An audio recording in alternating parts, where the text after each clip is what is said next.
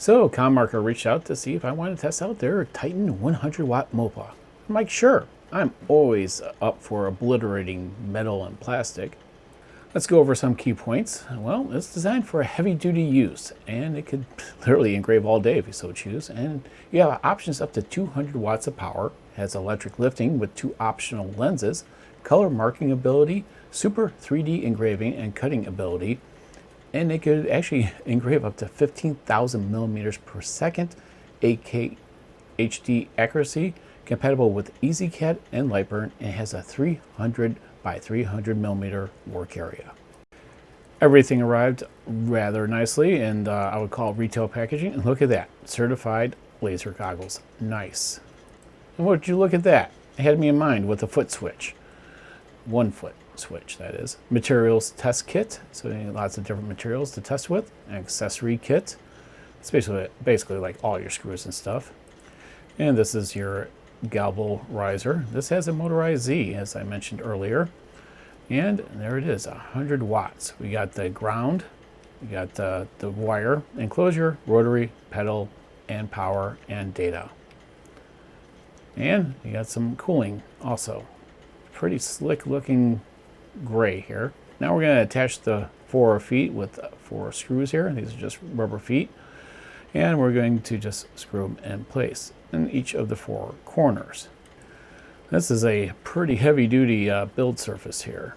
So let's go ahead and turn around, and then we're going to attach our gantry pedestal, so to speak. This also takes 4 screws, 1 on each corner. And you don't need to over tighten this. Again, this is you don't want to strip out anything here. So we're going to just go ahead and do 2 more, and that'll be it. So far, everything's pretty simple to assemble. Now we're just going to power up our motorized Z and plug it into the tower there, and then into the back of the split unit. Now there are 4 T-nuts that are in here that tend to slide around, so this could be kind of a pain. So definitely want to try to track them in the right area here. And I kind of bumped this out a little bit using what they call placing helpers. So that way I could get a nice even gap on both sides here. So that seemed to work out pretty well. And of course this is all adjustable, so you may have to tweak it further after you start engraving. Next we're just going to plug in our data USB cable and then our power. Now that was pretty easy to assemble. Now the ComMarker has a powered Z, which means that you need to align your 2 dots. And your 2 dots are aligned with these buttons, up and down. So what we're going to do is we're going to lower the Z and make sure that these dots align.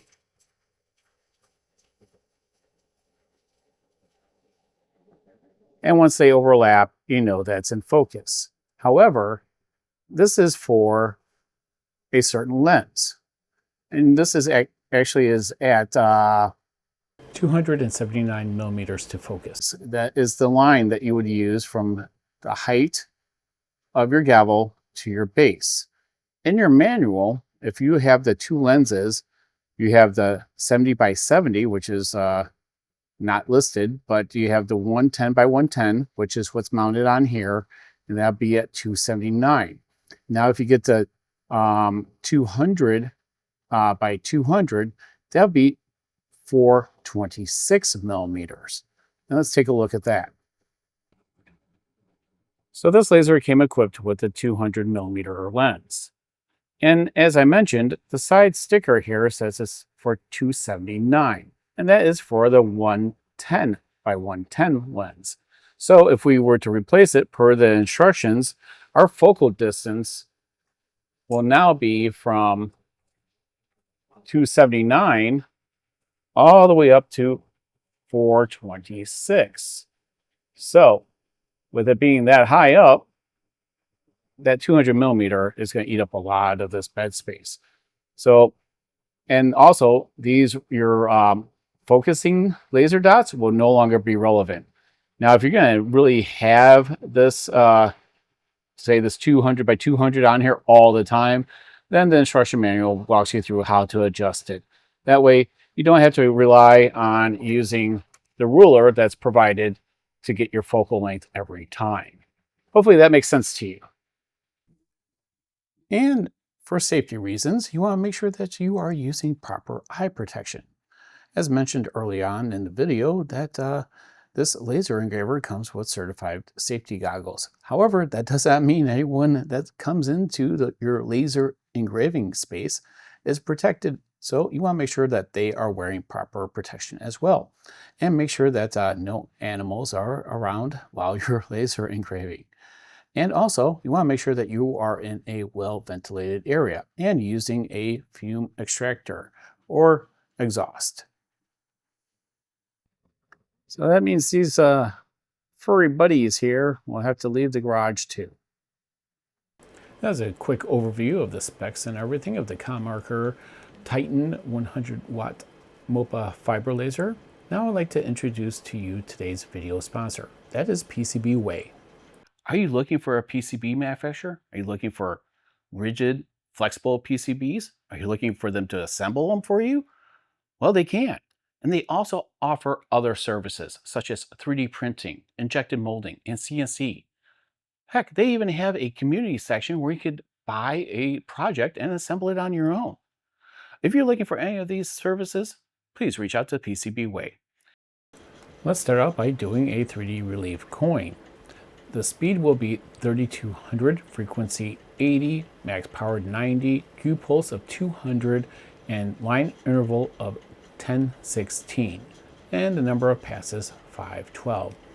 Now after 5 passes there will be a cleanup, and that cleanup pass is speed 4000, frequency 20, max power 20, Q pulse 200, line interval of 0.1.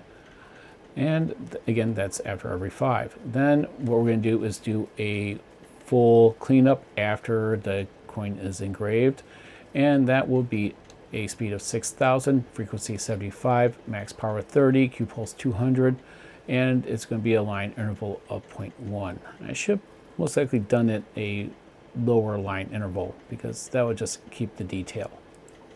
Now this took a total of about 2 hours to complete, and again, you want to make sure that you are using proper exhaust or some type of filtration system, because you can actually start to see the buildup of the debris. So you definitely want to make sure that your environment stays nice and clean, and try to reduce the contamination the best that you can. And you can see how deep this is starting to engrave. I was kind of worried that it was going to go all the way through. It almost did. All right, now let's go ahead and take a look at the final results. This is one deep engraving. And you can see all the detail here came out really, really nice. You can make out the eagle here, and that texture is really, really nice to feel. You can see literally it was almost going to bust through there. Very, very deep engraving. I think my power should have been a little bit less, but very satisfied with the power of this machine. And yeah, the line interval for the cleanup pass probably should have been at 0.001, and it would have cleaned up a lot better. But overall, very happy again with the power of this machine. So let's continue on to the next project.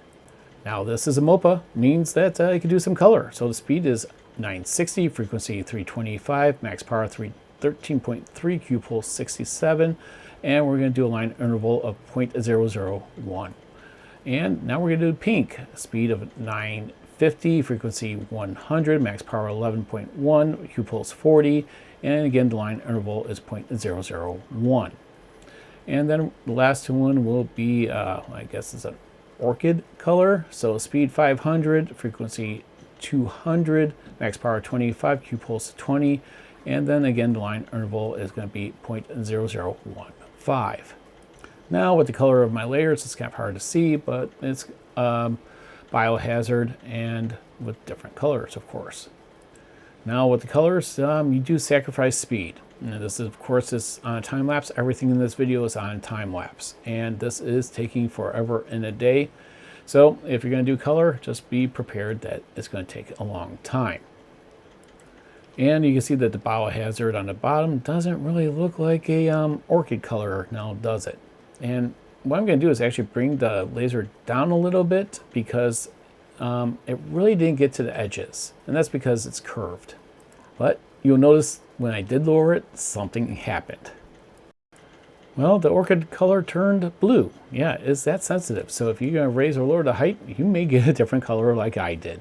So you may want to think about that. And also the perimeter, that was supposed to be a pink. You can kind of see the pink around the edges there. And, you know, the biohazard symbol in the middle is kind of a black. But again, you are going to want to do material tests. I have plenty of videos out there, and there's other videos as well on how to do material tests. That way you could try to get the colors dialed in. Curved surfaces, you can see, has an issue. Now you could also do plastics, and what we're going to do is a white plastic. And the speed is going to be 2500, frequency 50, max power 20, Q pulse 200, and a line interval of 0.05. And we're going to just do this power brick for my Mac here, and we're going to just do the outline here, and this is real time. So you can really crank these out, and it does it so fast. And you know what, with the ventilation, I didn't even smell anything. It was going so fast. And it's permanent, doesn't rub off, and there you go. Property of Tripod's Garage, as soon as you focus. Yep, that is pretty easy money right there. Next, let's remove some rust off this Stanley hammer. Yes, you could actually clean up some metals with the Fibre laser. That's pretty darn cool. Now let's go over the settings. We're going to have a speed of 3500, frequency 20, max power 80, Q pulse at 200, and line interval of 0.01. Now I say cleaning, but you are technically removing some of the surface. Now let's get going.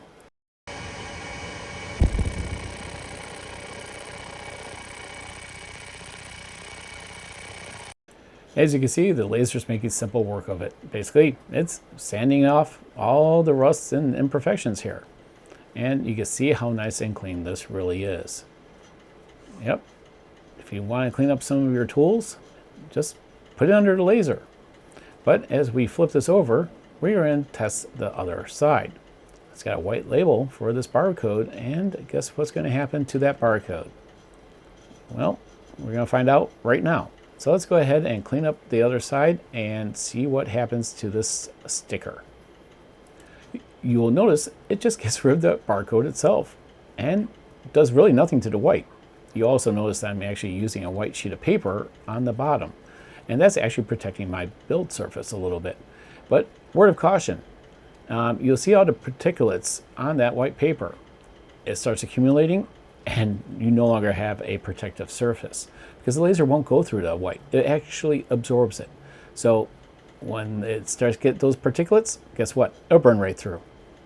So I wanted to try to laser engrave my logo here. So speed 350, frequency 65, max power 80, Q pulse 20, and a line interval of 0.005. Now we're going to try this on stainless steel. And you'll see that as it's going here, this is real time. Let's throw it on a time lapse. You're going to get some different colors, and that's common because you're annealing the surface. And the reason why I say this is pretty common, that's because you are doing a photo, and you're going to have different kind of speeds as it ramps up and slows down. And I'm going to actually try this on the hammer. You have stainless steel versus hardened steel. And you'll see that this kind of looks blue on the hardened steel. And it's kind of nice, but you know what? It really did not turn out as dark as I wanted. And you know, doesn't have the highest contrast. So basically you can just barely see it. You can't even feel it because it's such a high speed and low power. But what I want to do now is just basically erase it. Again, by erasing it, well, I mean removing material. So you are removing material when you do these cleanup passes. So this is going to take 2 cleanup passes, and I'm running a little bit higher power, but all the rest of the settings are the same. And you can see within 2 passes, that image is now gone. Actually, it kind of cleaned up the surface a little bit better, running a little bit higher power. But as you can see, we can go ahead and do that and get rid of any of errors, so to speak. Now let's go ahead and engrave some dog tags. These are pretty simple and a really good money maker. So for my settings for a dog tag on stainless steel is 1500 for speed, frequency 75, max power 50, Q pulse 150, and a line interval of 0.05.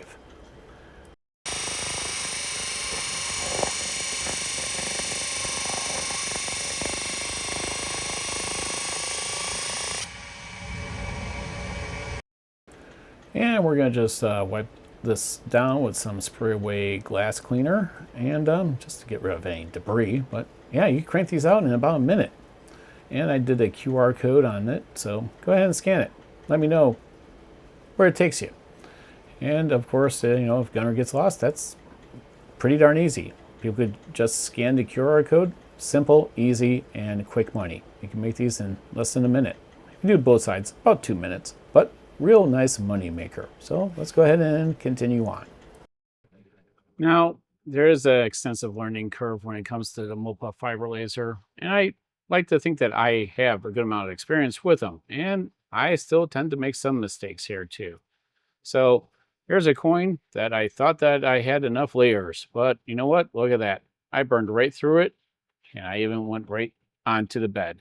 So yes, you're going to want to keep on testing your materials. And yeah, I did burn through, and it does happen. So if you think you might burn through, maybe put like a stone coaster underneath so that doesn't happen to you. That was, to me, a rookie mistake. And now I'm always going to be reminded of it.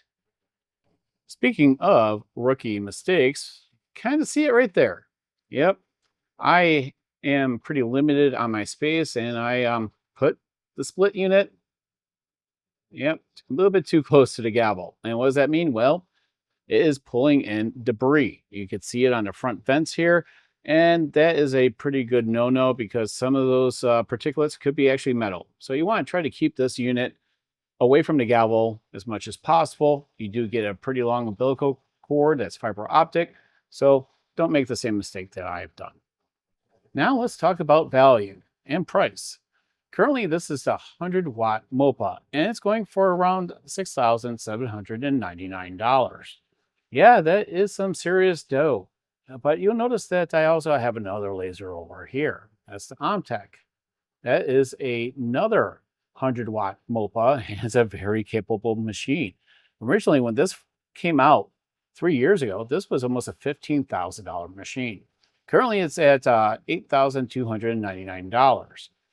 And guess what? You don't even get a motorized Z. Yep. So honestly, for $500-ish less, you get a motorized Z. And tell you what, this thing just looks amazing. I mean, I love the finish on it.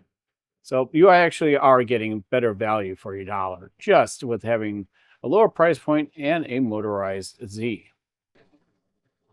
And actually, I reviewed the ComMarker B6 60-watt MOPA, and it's a powered Z as well. And I have the same criticism with that.